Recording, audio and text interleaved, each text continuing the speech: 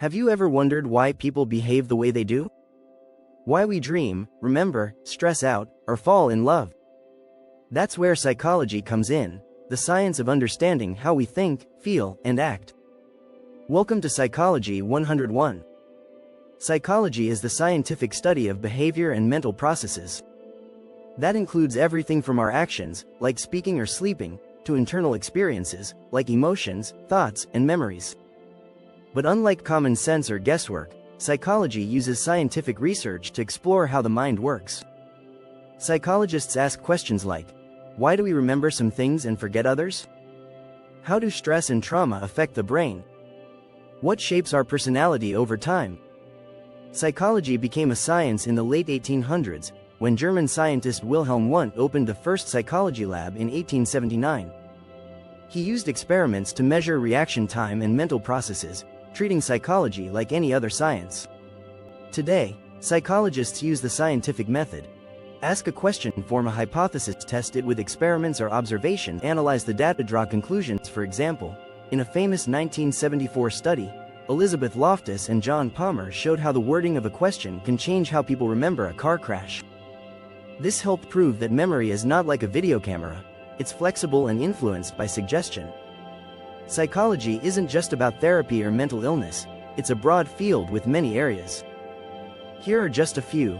Biological psychology studies the brain, nervous system, and how biology influences behavior. Example: research on how serotonin levels affect mood.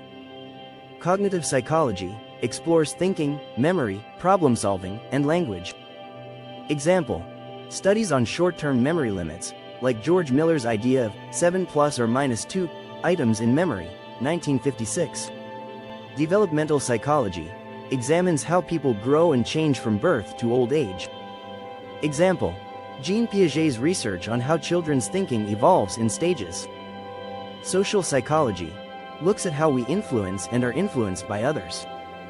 Example: the Stanford Prison Experiment, 1971, showed how quickly people adopt roles, though it's also a lesson in why ethical standards in research matter. Clinical psychology focuses on diagnosing and treating mental health disorders using evidence-based therapies, like cognitive behavioral therapy, CBT. Psychology helps us in daily life, whether we realize it or not. In schools, it helps understand how students learn best. In medicine, it improves how patients cope with pain and illness. In workplaces, it helps teams communicate and resolve conflict. And in mental health, it guides effective treatment based on real data, not myths. One example is the success of CBT for treating anxiety and depression. Multiple meta-analyses, like the one by Hoffman et al., 2012, show that CBT is a reliable, research-supported therapy for many conditions. So when you hear people say, psychology is just common sense, remember, psychology tests what's true, and often proves common sense wrong.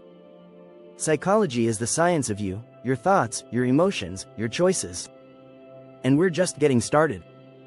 In the next episode, we'll explore how psychology began, and the big thinkers who shaped the field. If you're curious about the mind, stick around. Because understanding others starts with understanding ourselves.